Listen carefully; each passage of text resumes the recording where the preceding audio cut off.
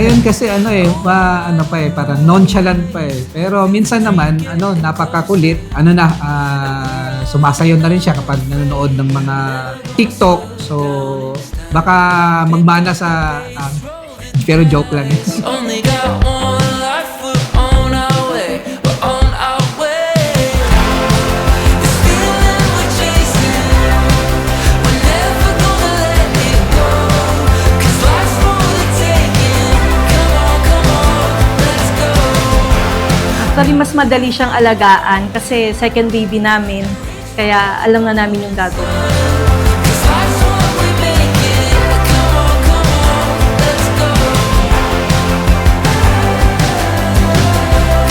Come on, let's go.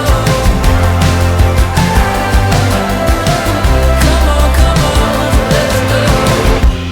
Lumaki ako na 7 kaming mga puro lalaki na magkakapatid. So, syempre, nung dumating si Kakay, napakalaking blessing kasi talagang dati napapaligiran ako ng puro lalaki. Ngayon, mga puro prinsesa na. So, napakalaking blessing sa akin. One life, we're on our way, we're on our way.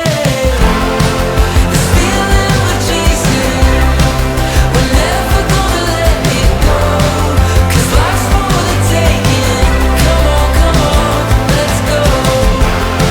Gotta live in the moment and reach for the golden sun. Wish ko lang lumaki siyang mabait, matalino, may takot sa Diyos, tsaka hindi sila sakitin magkapatid. Come on, let's go. Come on, let's go.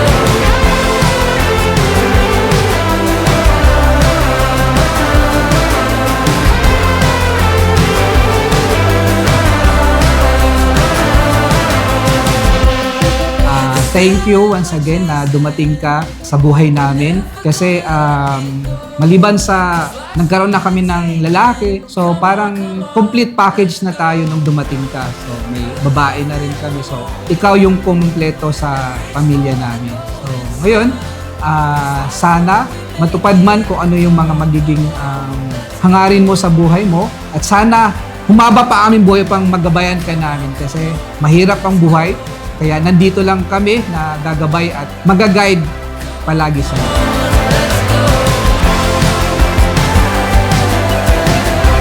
Happy first birthday, Kakay! We love you!